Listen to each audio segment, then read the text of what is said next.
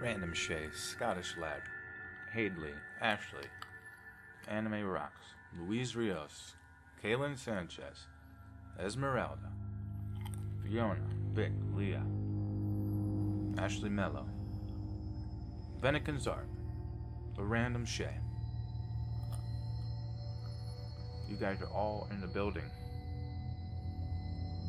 Thank you for joining. Hope you can hear me okay out there in TV land, meme land, internet land, the land of make-believe.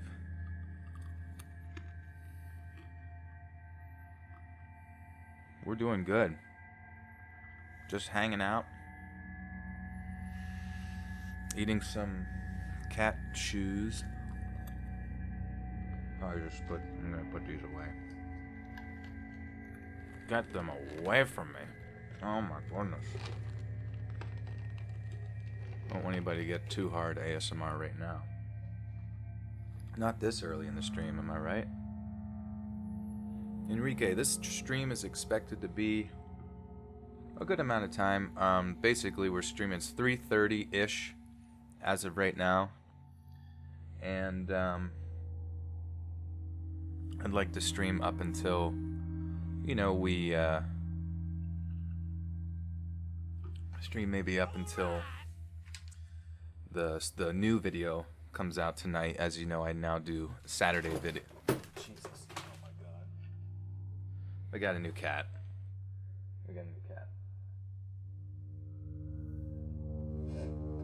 Crazy. You're crazy. Alright, so we're watching somebody's cat right now. And she's a little mean. Her name is Lucifer, or Lucy, as you can tell. I don't know if you guys heard her. She tried to jump up on my desk to get to the window and ended up just knocking everything over, and then is mad at me for trying to help her. But we only have her till Monday, thankfully. Pradeep is my normal cat, my boy cat, and he's very, very nice and chill. This one I think is just stressed out because her owner is like on vacation quite a bit and hasn't really had like a set home situation. But Luis Rios, thank you so much for the 5. He says, can I get a scary toes story? I assume a story about toes. We can do a true one here, my good friend. Thank you for the 5er. But yeah, babysitting a cat's not too bad. Just trying to keep the cats from killing each other and then the cat killing you.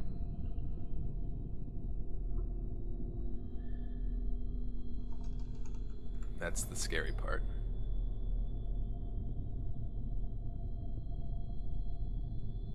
Alright.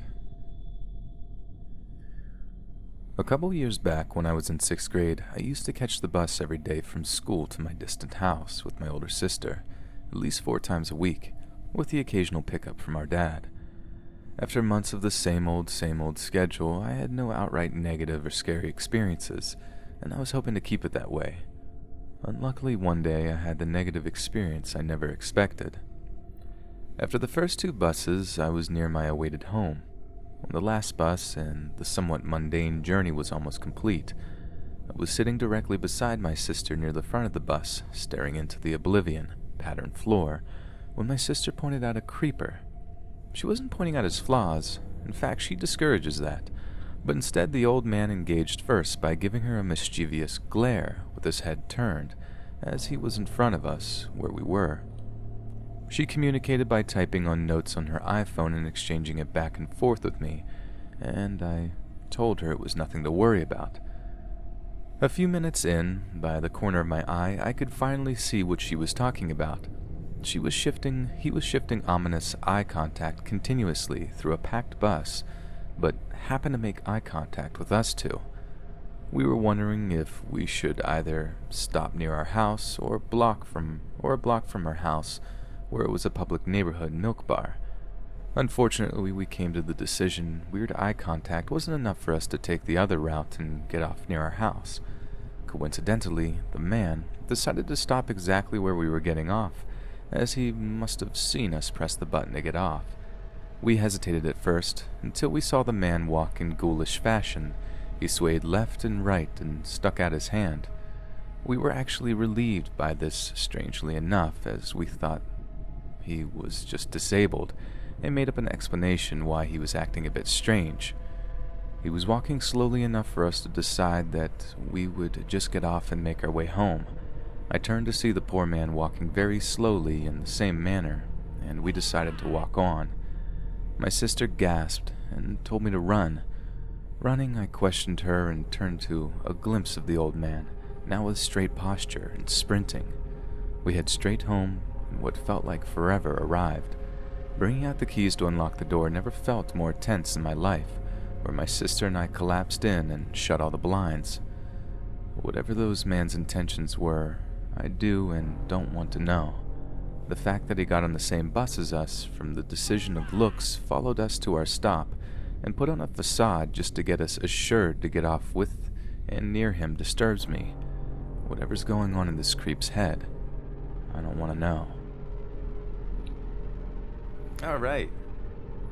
Natty Ron says, love from California. Recommend your channel to everyone looking for new podcasts to listen to. When is your birthday and age, if that's okay to share? Yeah, so I'm 28, and I was born on June 4th. So you can do the math from there. But thank you so much, Maddie. I appreciate it. Louise, $5. Thank you, Louise. Again, appreciate it. One guy in the chat wants a cult story. Okay. Doing a donation for your friend there. Let's see what we can do for cult stories. Those are kind of hard to come across sometimes.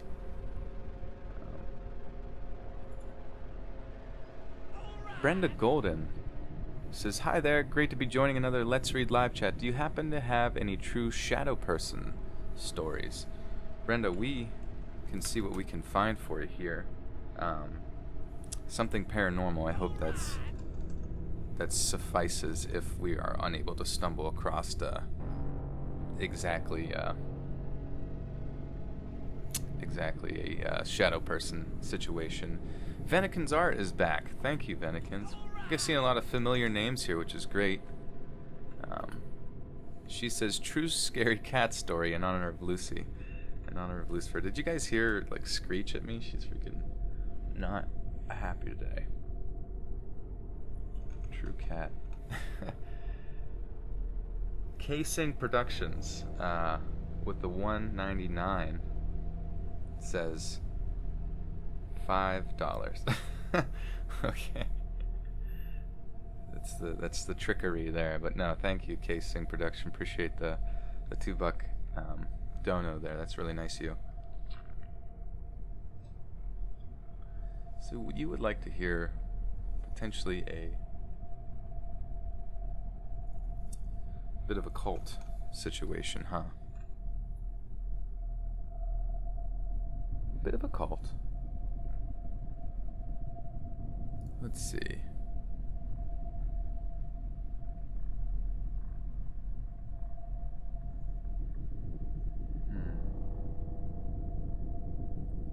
Try this one. This might not be exactly it, but hopefully reading something for you does do the job. Oh, Casing says, I'm sorry, bro, I wanted to donate $5. No, that's okay. Casing, if you had something that you wanted to request, I don't know if we have any mods here right now, but be sure to let me know there if you wanted a true or paranormal story that you'd like to hear narrated. Oh, okay. But yeah, absolutely. Just let me know there. Oh, Lizzie is here, so let Lizzie know, Casing. I actually just saw you donated another $10, which thank you so much for that. That's incredibly kind. And we got that's popping in from you, Casing. Thank you for the 10, and then Luis Rios. Man, you're taking requests for other people today. He's saying with the $5 donation, says Sanchez wants a true scary story or a hotel story. Absolutely, I can do that.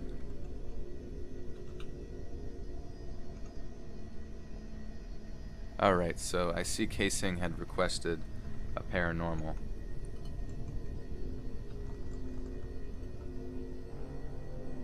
Alright, so this is called, well, I'm an avid and experienced urban explorer. I have visited many abandoned sites. This place I'm writing about has been explored several times by others since, but when I visited, it wasn't a common knowledge location, and all the buildings were still intact, except for the main house, which had, from what I had heard, burned, leaving nothing but the outer stone wall. Nothing but the outer wall remains. All the other buildings were torn down since I was there. To more recent urban explorers, it was known as the Stone Castle, and more recently, the Osler Castle. This is the name given by the Heritage Society that has decided to fix it up. When my boyfriend at the time discovered it, he saw it in the distance from the roof he was working on in Oro Mondante. On there was, but not anymore, a large barn, a carriage house, and towards the back of the property, a stable. The first weekend we both had off together, we made the hour drive to explore it. The property was absolutely stunning. On the top of a hill back from the road, you could almost imagine living surrounded by such beauty, and we did exactly that. The house itself was gone except for the wall, and if you looked in the basement window, you could see an old stove lying amongst the wreckage. You could tell it had been a beautiful home at one time, to whomever owned it. Being the explorer I was, I insisted that we investigate every single corner of every single building that was on the property, and although my ex was less than enthusiastic about it, I insisted. Honestly, I did not see the point of driving for an hour just to look at the outside of the buildings. No, I had to go. I had to go in the buildings. The first building we explored was the barn, both upstairs and down. Down in the basement of the barn is where things went from wow to holy shit really fast. In the basement, it had been used as a place for satanic sacrifices. There was satanic artwork all over, a knife with what appeared to be blood on it, and an altar with black candles, a bottle of what smelled like blood. The most disturbing piece was that whatever satanic group was using it, they had built a makeshift cage out of the silo with chains inside everything. My boyfriend at the time wanted to get the heck out of there as fast as possible, but I convinced him to stay so we could explore the rest of the buildings on the property. I told him it probably was just a bunch of kids, just screwing around. No big deal, right? Wrong. Our next stop was the stables at the back of the property, and honestly, I was so caught up in my love for exploring that we would not have been able to persuade me to leave without going in every single building, no matter what. I opened the door into the stable, and the smell hit me. Rotting flesh, and the entire room was littered with animal corpses, dogs, cats, rabbits, even coyotes and foxes. They had been horribly mutilated. It was absolutely the worst thing I had ever laid my eyes on. As soon as my boyfriend saw that, he grabbed me and said that we were leaving right at that moment, and that killing animals is not stupid kids doing stupid things. This is some serious shit. So we started to leave, but there was one more building. I wanted to check on the way out of the carriage house. He said no effing way we were going down there, and stomped off up the hill back to the main house, assuming I would follow. I didn't follow. I went around the hill by myself and took a quick peek in the carriage house. The carriage house was anticlimactic. It had absolutely nothing in it.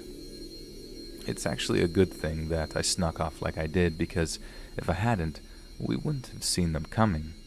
They would have been able to sneak up on us as we were coming up the hill and do God knows what to us. The first one I noticed was an adult male with a baseball bat. He actually had opened our car door and was rifling through things in our car trying to find a key, I'm guessing. There were about 8 other people in total in the group, ranging from adults that I would say that were in their 30s to teenagers, and children no more than 12 or 13. They all had weapons, golf clubs, sticks, a cane, and baseball bats. I yelled at the guy what the hell he thought he was doing going through our car, and my boyfriend came charging over the hill, bless his heart, right through the posse of creeps and weirdos who seemed to be lying in wait for us. It appeared that we had ruined whatever plans they had in mind because they immediately backed off. Some even tried to hide their weapons behind their backs, which was just stupid if you ask me. Who wouldn't notice a baseball bat behind somebody's back? The baseball bat guy demanded to know what we were doing there, and I demanded to know what the hell he thought he was doing in our car. He didn't answer, just looked at me all nervous. My ex-boyfriend said we were just admiring the architecture of the house and that we were just leaving, and they let us get into our car and drive off, which in and of itself was a miracle. I'd say in light of what we had discovered on the property, they followed us in a black pickup with no plates for a good 20 minutes. Instead of heading for home, we went to the closest city, which was Barrie, filed a report with a policeman who seemed more shaken than us, and headed home. My ex never went back to that roofing job again. He had someone else finish it, and he went to another one. I wanted to go back, but after telling people what happened, I couldn't find anyone to go with me. My ex and I continued various explorations, but we both started carrying knives. I still carry one to this day when I hike. I have not read of anyone else having similar experiences at Satan's Castle. Recently, my cousin, who is also an explorer, contacted me with a place she wanted to explore. Guess where? Guess what? We have made arrangements to go there in the next couple of weeks, so on that note, and many years later, Satan's Castle cult. I hope I don't see them again. And to any other urban explorers out there, please be careful. You never know what you might come across in those abandoned places. Vupasaur says, any animal ghost stories or Wendigo? Absolutely. Vupasaur. Ghost or Wendigo? And Luis is back here again. Says, Lucy wants a black magic story. Black magic. Alright, yeah, we will see what we can do with that. I'm gonna have to get creative. Yeah, I hope everything is sounding okay here, guys.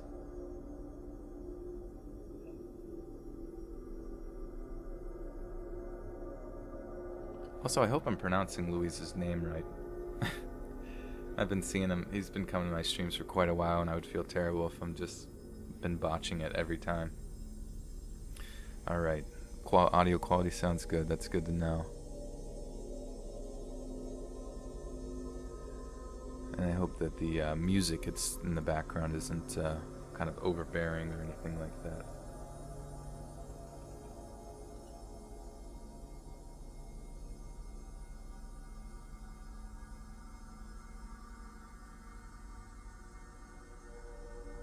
Okay, so this is a paranormal story for Brenda. Thank you, Brenda, for donating. I'm gonna lube the lips. Lube them up. Oddly enough, when you do that, it makes it way easier not to stumble across words and all that kind of stuff. Sometimes you get dry on your lips and you're just like, blah, blah, blah, blah, blah, and you mess up. This whole thing happened about 8 or 9 years ago, so I'm sorry if I can't recall everything as accurately as possible. To be honest, I tried not to think about it too much, but seeing other posts, they had given me some courage to talk about it, whether people believe it or not. For a very long time, I lived in the southeast of the United States. I learned a lot about local tribes and legends, including skinwalkers and the like, and I've had some experiences with that area of things as well, but this experience is a bit more, I don't even know really. Demonic is the best word that comes to mind. Anyway, while living in this part of the world, I also lived about a block away from my cousins. I spent a lot of time with all of my cousins, but I got into the most mischief with my slightly younger cousin, who we will call Jake for the sake of the story. I don't remember exactly how it came to pass. I think it was a birthday present, but around this time, Jake came into possession of a large painting. It was maybe a 3x5 in size, and it was one of those Jackson Pollock-style paintings where it was a lot of colors haphazardly thrown about the canvas. To be honest, it was a pretty nice piece of art, coming from someone who is no way a critic. This painting is important later, so hang in there with me. He had it for the span of about 3 months, and within that time, a lot of strange things happened. Initially, events were pretty small. We would put something down in his room and not be able to find them for hours, sometimes days. When we did find them, they were in odd places like inside drawers or behind his TV. Things got progressively weirder, and we would be sleeping in the den downstairs and would hear knocks coming from around Jake's room. The tipping point was when Jake went to grab something from his closet. His closet was a walk-in that went back maybe 10 feet, and it had a single bulb for a light. He flipped the switch, but the bulb had burned out. He said screw it and walked in anyway.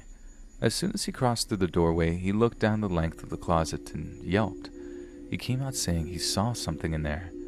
I went and checked with a flashlight, but there was no one. Jake's description was that of a tall shadow, a darkness darker than the rest of the unlit space. My cousin is pretty brave, braver than me for sure.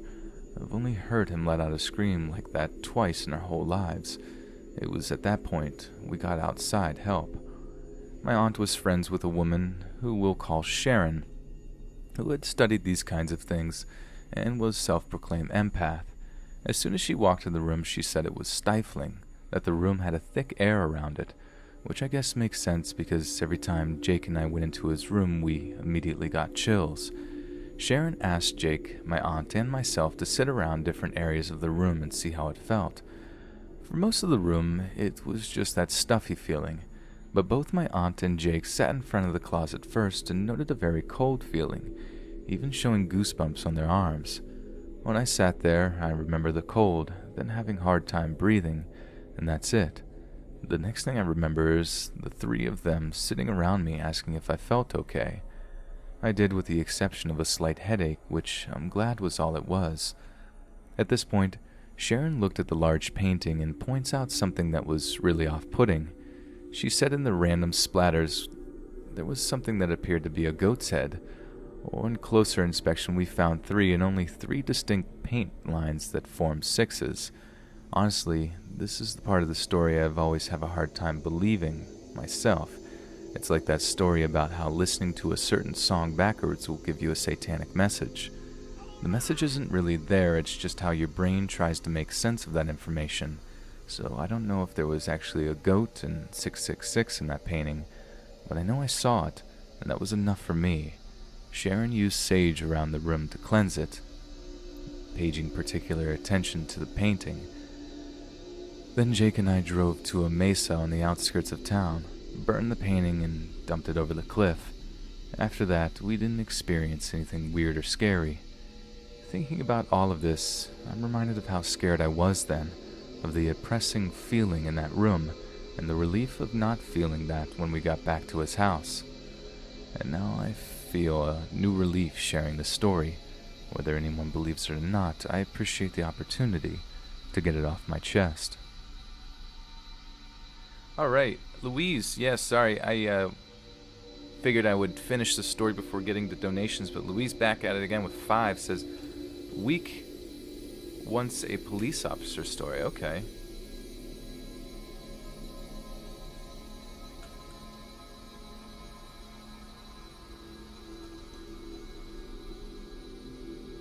We can see if we can handle that. And then another 2 from Louise. It says, sorry, autocorrect. His name is Wesky. Okay, so Wesky. Yeah, I can change that.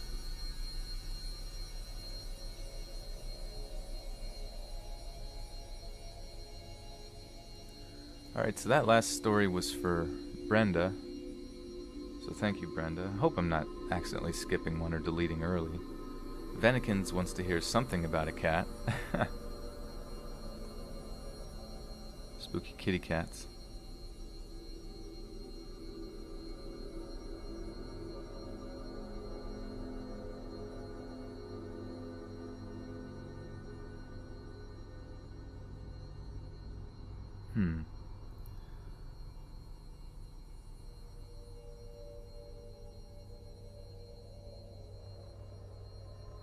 Sometimes it's hard to kind of stumble across one.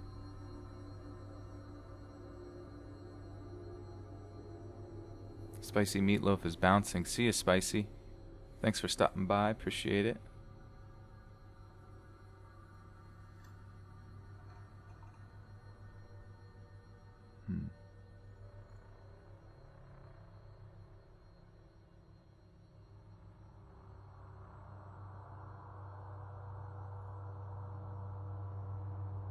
Okay, we can try this one here. One of the many reasons I love cats. I worked about a mile from my house in a pretty small town, 100,000-ish, spread out. I grew up in one of the largest cities in the States, so living here has been a bit of a culture shock. It's very easily accessible by walking, so I never drive. About half a year ago, I finished work at around 1 a.m. Nobody is really out past 8 p.m. here, a huge shock coming from a big city, so the park I walked through was utterly destroyed. I live in one of the safest countries in the world, not America anymore, so it's easy to forget just how vulnerable I am as a small female. Honestly, didn't feel comfortable at any point on my walk until I rounded the corner past some basketball courts near my house. I was still about 2 minutes away from my house, and this stretch of my walk was completely dark. The moon was massive that night, which I had welcomed its light at the beginning of my journey. In the absence of streetlights, it actually made things look pretty eerie. I had walked this path hundreds of times, but tonight something felt off. I'm not a fearful person in any sense of the word, but I was really on edge suddenly. Then I saw it, a van in the parking lot next to the courts with its side door open. I picked up my pace and kept an eye on it. There are usually cars in that parking lot. I lived in a tourist town, and backpackers often stay in their vehicles to save money. I'd never seen one with its doors hanging open like that in the middle of the night, though. I was so focused on the van that I missed the man walking out from the trees near the courts until he was a mere 30 feet behind me. He was walking fast, and there was little doubt that he was heading straight towards me. I was at a loss for what my next action should be. Screaming wouldn't do much. I was still too far away from my residence. I usually carry a glass water bottle with me for protection. We have very strict laws on weapons, but had left it at work that night. My phone was dead. Everything I knew better than to do, I'd done, and as stupid as I feel writing this, I hesitated running on the off chance that he didn't mean to act sketchy. I have moved past this mindset overall, but there is still this strong part of me that balks at the prospect of making someone feel uncomfortable or embarrassed. I also hate showing men that I feel scared of them, because even if they hurt me, I'd rather not give them any satisfaction of seeing my fear. I also knew I couldn't outrun him. I also overthink everything. I saw a little dark blur darting across the library parking lot at the back of the courts. It didn't even register to me what it was. The whole situation was so surreal. The guy was behind me now, and judging by his footsteps, he had veered course. I quickened my pace, felt out my keys in my purse, and slipped them in between my fingers. I heard a slight jingling noise, and everything suddenly made sense. The blur was Apollo, the large black cat that often walked me home on the stretch after the park. Tonight he was doing that weird cat run, where they actually get really low to the ground with their ears back. I had an impression that he was angry, but he was moving too fast for me to see his face properly as he rushed past me. I kept walking, but the heavy footsteps were retreating now. I didn't dare look back. I kept moving forward quickly. Apollo was suddenly by my side, still staying low to the ground, and stopping every few feet to look behind him and hiss. Then he would do that weird cat run to catch up with me. He walked the whole way home with me, as he had done so many times, but I'd never seen him act like that. As we neared my gate, he visibly relaxed and flopped on his back. I coaxed him inside the gate before giving him some massive hugs and head bumps. I stopped walking home by myself at night and still saw my sweet little cat friend often. I never saw him behave that way, though. Apollo moved away three years ago. I still miss my little buddy and often think about how strange that night was. I wish I'd turned around to see him chase the guy off. I've heard so many stories about dogs protecting people, but rarely about cats. My own little girl would never do anything like that Apollo did. Cool. Fireheart with the massive $50 donation. Thank you, Fireheart. Says, "Welp, it's been a while since I've donated, and suppose we could make do with an epic story you've got up your sleeve. Much love and good vibes from your local military police officer." Awesome. Thank you, Fireheart. I really appreciate that donation, and yeah, you definitely can get yourself a bit nice, massive, epic one here. And Noe Erica, I hope I'm pronouncing that right, says, "Sending my love. I can't listen because I'm at work. Dang. Sorry that you're stuck at work, but thanks for the donation. I really appreciate that. Hopefully you can check this stream out later when things are done. We'll make sure I post the stream link to the playlist that I have it unlisted on, or rather, it's set to unlisted and then put on a playlist, but not quite on the page, I guess you could say. So everybody can go check the playlist out and make sure I had the link for previous streams is down below, and then I'll make sure that link is also in today's video once that drops here a little bit later. So, but yeah, guys, thank you so much for the donations, and thank you, Venikins, for your request for a kitty cat story. That was pretty cool. Sanchez would like to hear a true one, as donated by Mr. Luis.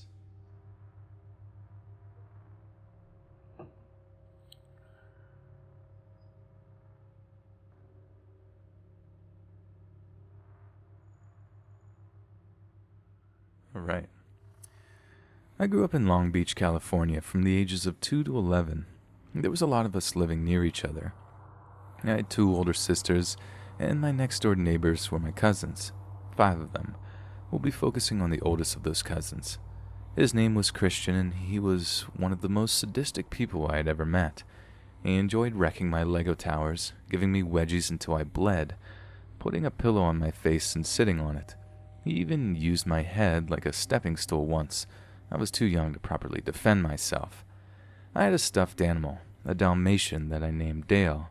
Christian took Dale and put him in the oven, and duct taped me to a chair with the oven light on in front of me so I could do nothing but watch as Dale, my best friend, burned alive, at least in my child mind. Jesus Christ, that's scary as fuck. Needless to say, Christian was a fucked up individual, but I knew something was wrong when I saw him with our cat, Precious. He would use Precious' tail as a handle and swing her around, sometimes throwing her at the couch, but sometimes throwing her at the wall. He laughed especially hard when he heard the sharp little thud. She died. My parents told me that she ran away, but I knew that they were lying. It didn't occur to me until years later, but eventually I understood the truth. One night, my sister had all of her cousins over, and she played with an Ouija board. I was a little frightened, so I stepped out into our backyard, away from the Ouija board. Christian followed me outside and walked up behind me. He pressed a knife to my throat, serrated from the kitchen. He was whispering things like, "What would you do if I killed you? I'm gonna cut your neck and bleed you out. Why are you crying?" By this time, I was hysterical. I was a 9-year-old boy sobbing and pleading for life before my sister came out and asked why I was crying so loud. Christian put the knife down so she couldn't see it. I remember running to her, clenching her like she was my savior. For all I know, she really was. Christian tried to lie to her, telling her that I was being a baby about the Ouija board, but I was so terrified and hysterical that I screamed that he was lying. I told her he put a knife at my neck. She held me and took me inside, calling my parents. When they came home, everything was away and everyone was gone except my sisters and me. I was still coming down from the terror. Christian was ordered by my Uncle Gene to never come near me again. It worked. They moved a few months later. In that time, I only saw Christian at family outings, and he would never talk to me. I kept within arm's length of anyone who was safe when he was around. My dad brought me to the bathroom. My mom's left hand was devoted to holding my right. He never got the opportunity to catch me alone. Now that we're all adults, we all have a social media account. Christian tries to add me on Facebook and my other social media outlets, but I block him, and a few months later, another of his accounts will try to add me. For what it's worth, I hope I never see him again at another family gathering. Not likely since he was disowned by Uncle Gene a few years later. Yikes, that's scary. And Chickawa with the $10 says, just want to say you've become like my best friend at night. Also, question, I remember you saying you worked at a hospital as a nurse, so the question is, how difficult was it to find a job after college? Finding a job as a nurse after college is really, really easy. Obviously, it's not like guaranteed. Like, I had to work at a nursing home for like 6 months, and then my hospital, kind of understood that I have had some experience and stuff like that, and then was more willing to take me under, or not take me under the wing or anything, but like hire me essentially. But it made sense, even though it was an entry-level nursing floor job, like it's still kind of like a demanding position. So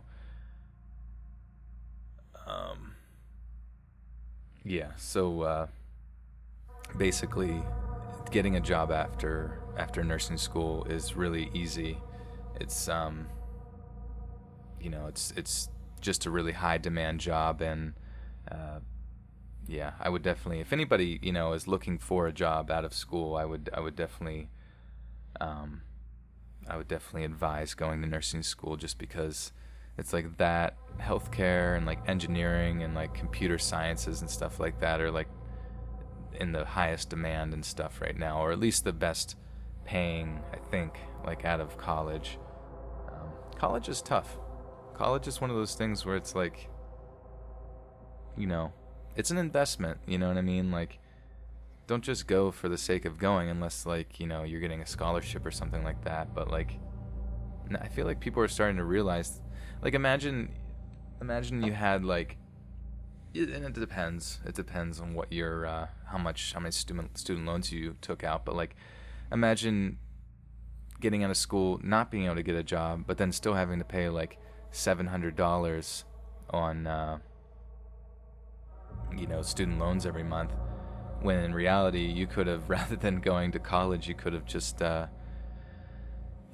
bought a house, and then that $700 could have been your mortgage, and at least that's like a guarantee for something that's going to have value, an investment type of value towards you. So yeah, school can be really useful or really stupid. Just do your research, I would suggest. Okay. So, thank you, Sanchez, and thank you, Luis, for donating for our good friend. Casing Productions. Yeah, what kind of productions are you working on there? You had requested a paranormal story. This too happened in my creepy school, and I guess this one is a bit more similar to my first vanishing principal one. Before that, I'll add some minor incidences that aren't all that serious, but I'll share them anyway. All of this took place within 1 year, and I was in 10th grade. Let me just describe the layout of my school first. My new class was also on the second floor. Each floor had a hall and a bunch of classes on either sides. The teacher's lounge and library was on the first floor, while the admin office, reception, and principal's office was on the ground floor. There were 2 sets of stairs. One was outside, connected with mini balconies that led to each floor, and one was inside and had its first floor opening blocked off due to the teacher's lounge, so it led straight to the ground floor. Also, it wasn't a really big school, nor did it have too many students, therefore it seems got really quiet in there.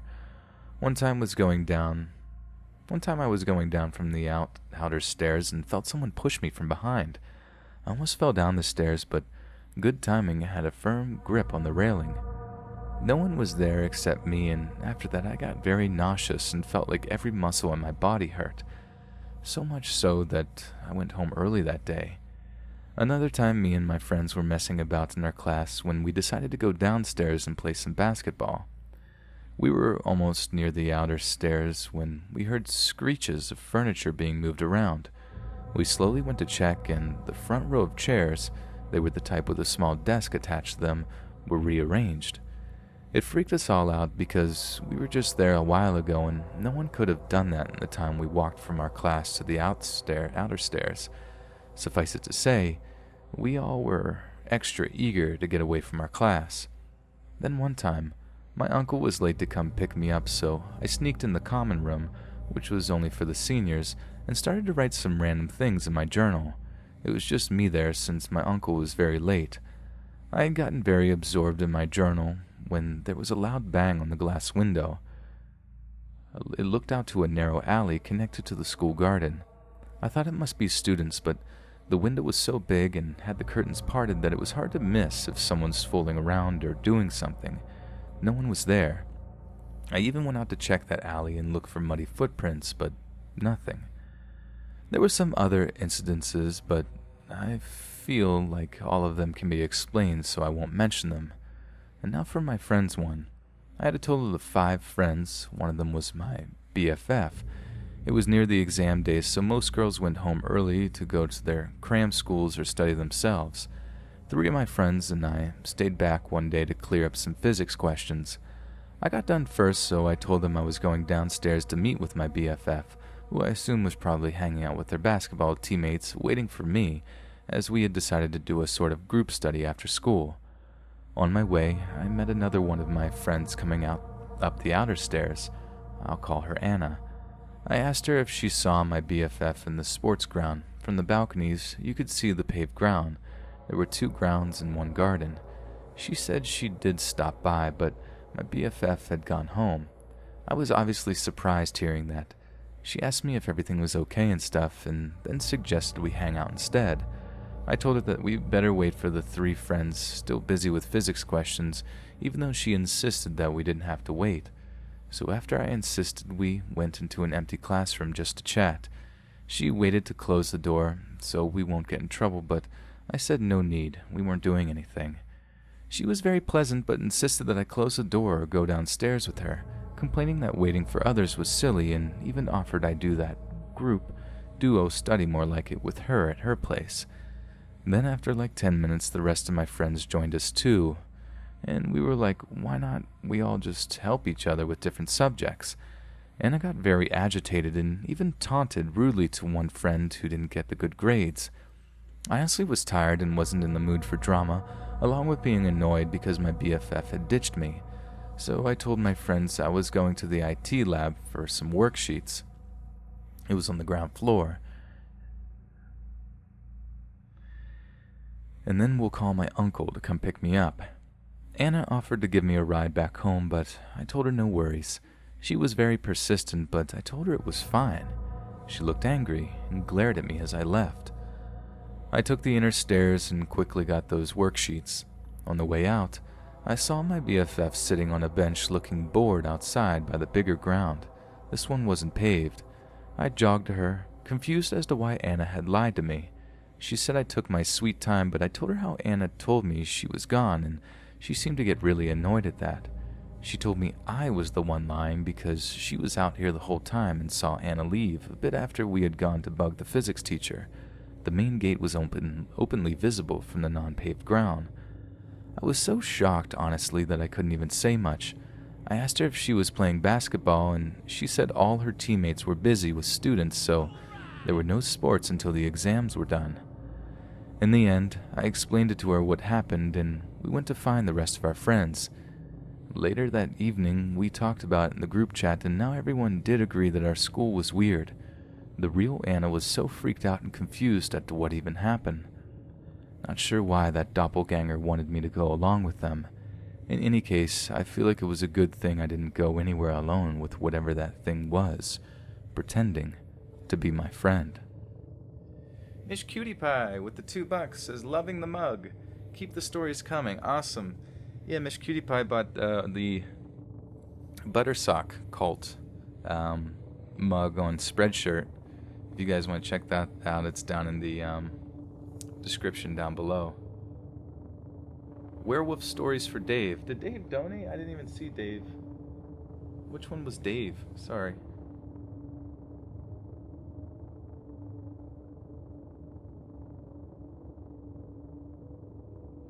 I totally missed you, Dave. I didn't even know if my bad.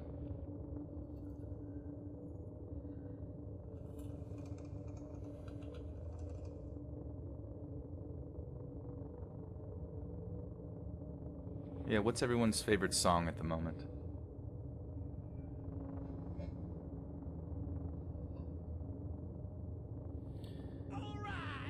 Leanne, do you have another job or is this your full-time job? By the way, can't believe I'm being charged tax on this Big Brother as it honestly is. I'm really sorry that it does that. Yeah, it's really stupid. That is kind of weird.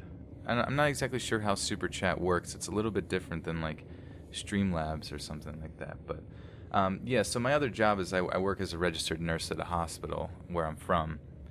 And yeah, so this is my full-time job now, but I work there, like pick up shifts there and just try to like maintain my license as a nurse, and when people need shifts covered and stuff, I'll do that. So, but obviously YouTube is a little more fun recently. All right, Casing, thank you for that donation and request. Vupasaur wants to hear something about a Wendigo. I have not heard a Wendigo story in a while. We'll have to probably stick with like a skinwalker situation.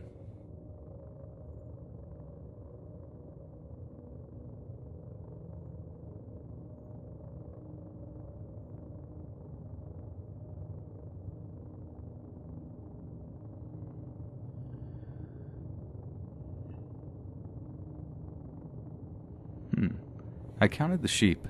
The next day the wind blew. I gathered the sheep, counted them, and found that one was missing. I thought maybe some had fallen back. I went to where they had been grazing, but saw no tracks leading away. Then I found a big dog tracks and those of coyotes, and wondered if they had killed the sheep. I discovered only a little bit of wool on the rock, but no sign of blood. I told my aunt, woman who owns the house, about it, and she said that there was a song that skinwalkers use to make something small so it can be padded into a small package. At the start of this ceremony, the once living object was a normal size. The skinwalker then sang as it patted the object into a smaller size that could be easily carried. I was told this and did not believe it, but after I couldn't find the sheep, I started to think some possible ways to explain what had happened. The woman who owns the house was really good with hand trembling, so I told her and my older brother that I kind of believed in what had taken place and asked them when the skinwalker might return. My aunt told me that it would come in 2 days, but I was still not sure. I wondered how it was possible to know ahead of time when this thing would happen.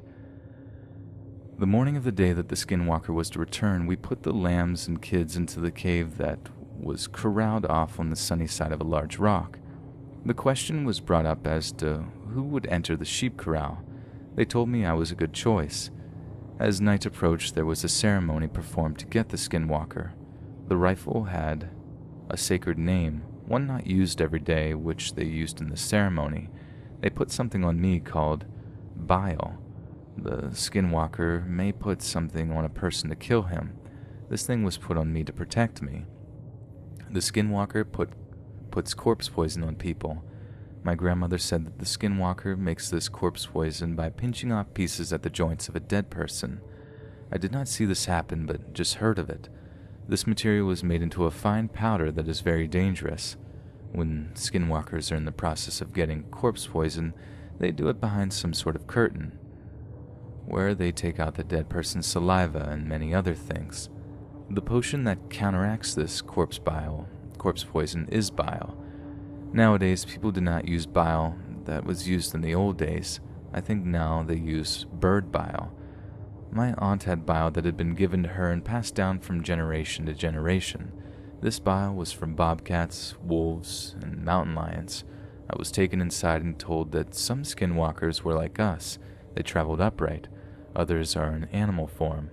I still did not believe it. After the ceremony was done on me with the bile, I was given a sheepskin, water, food, and a rifle and told to stay in the corral the whole day and not leave for even a minute. Inside, the children asked about me and were told that I went somewhere. But really, I was hidden in the corral. I was in a sitting position, but after a while my body ached. The sheep were brought back up from grazing and the lambs and kids were taken out. There I sat in the night. The moments went by, but I sat still. It was towards morning when the breeze came. That sheep became restless. They made snorting noises while the dogs whimpered. They quieted down. The moon was shining. I put the bullet in the gun. Then I heard it coming, and it came with a sound, really loud. It sounded like a horse running. It was in the sheep corral and tried to get the sheep into a corner. It was as big as the finest large dog. This one had red fur and a white streak down its face. Its tail was just hanging there and did not look like it was connected to the body. Maybe it was just sewn on. I think it was either its tail or its claw that was making a sound like a pack rat. I looked at it very closely and could smell something. As it walked by me, I shot, and it howled like a human. I didn't want the dogs. I wanted to shoot them all when they took off after it. I stayed behind for a while, then later started after them. My brother and I spotted the tracks, but they just kept on going up the canyon. One of our horses was very fast, so my brother sped after it. He said that quite a ways off, there was a clearing where the skinwalker had sat to clean off the blood with some plants. Farther on was the same thing, blood on some plants and a blood trail leading away. It went past much wool, or furrow capitan, and onto the higher plateau. 32, my brother said that by this time it had gotten dark, so he would just turn back and arrived home when it was really dark. He had last seen the tracks at a place we call the place where it vibrates up and down. We next used hand trembling. A woman who owns the house said we would know in 5 days. In 5 days, a man named Dilwo, his fast horse, son of Man Who Flies of the Many Goats clan, who was from the area, came to visit us. He said a man named, I don't want to say his name, but we'll call him of the Black Sheep clan, shot himself. There are ways for these skinwalkers to weasel out of these messes. As the visitor's story went on, he said the person shot himself was getting a lynx with the butt of his rifle. As a result, the lynx grabbed onto the trigger and shot the man. He died before the next sunset, trying to get home. This man had 2 wives who were buried right there. He lived above, on top of the mesa. If you were to go there, it would take a day or so. His home was right past a place called Cleared Space Land, so it was really him. This experience made me realize that there really were skinwalkers.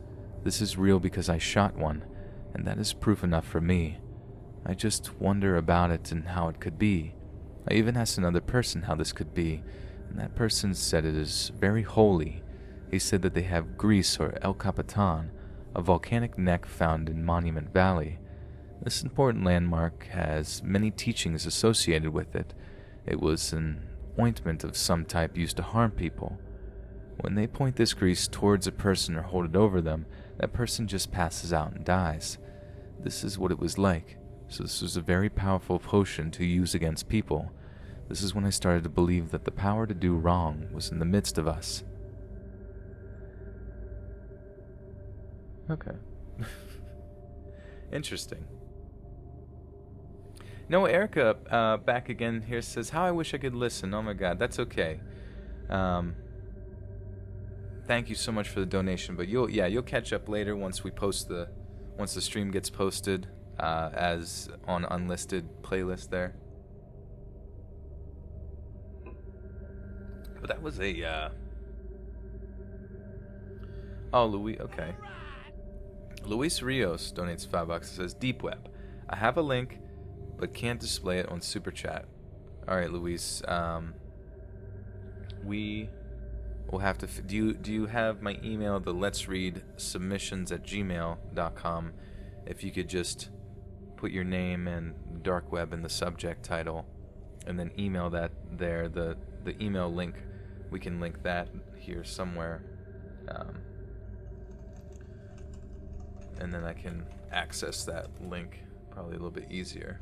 So if you email to that email that I listed in the chat there, you can send it. But thank you so much for the 5, and I'll get you jotted down here.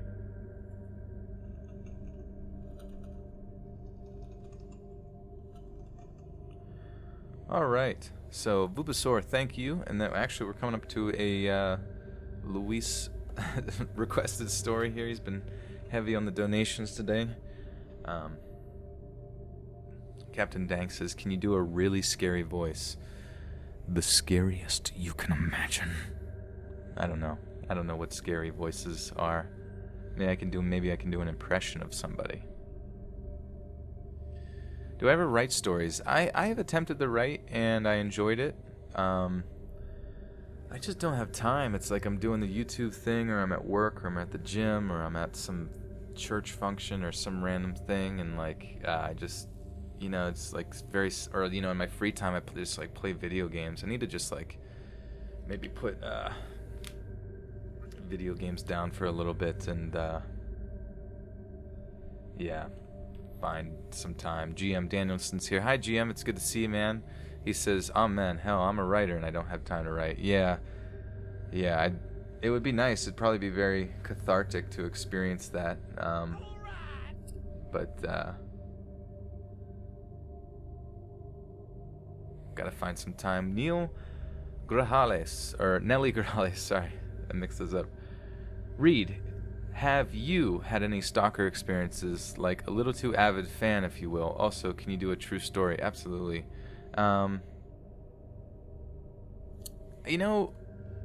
People have been pretty good. There's times where, things kind of seem creepy, I guess, with, a fan, but, nobody ever kind of oversteps their bounds, which has been nice, you know what I mean?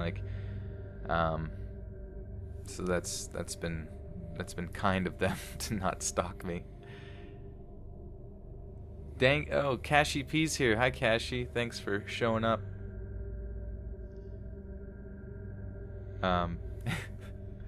It's good to see you, says Dank Daddy. Black magic. Let's see. Spooky black magic stories.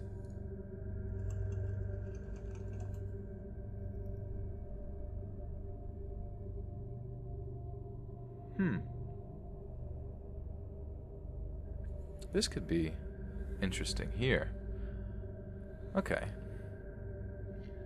When I was younger, I always hear stories from my family and relatives that Muslim men in my family lineage will all apparently inherit this doppelgangers thing.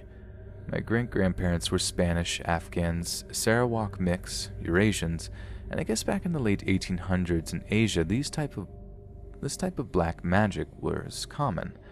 The doppelganger will have a name that is yours but spelt in reverse. If you're a nice person, they will be evil. If you're a hot-tempered person, they will be calm. They're basically the opposite of you, and they will only appear when your family is in grave danger. I was always a skeptic growing up, so I never really believed in those. So the story I was told by my dad is that when he was younger in the 50s, his family was poor, as this was when the war just ended in Singapore. They didn't pay the rent on time, so loan sharks came banging on the door with machete weapons. At the time, my grandfather was at work, so my dad and his family huddled in the living room to hide. Suddenly, the entire family, my grandma included, saw my grandfather calmly exit his bedroom and went out to the door to speak to those loan sharks. After a few minutes, the men went away. My dad then watched his dad walk back to the bedroom without making any eye contact to anyone. My confused grandmother immediately followed right behind him, as she knew he was supposed to be at work.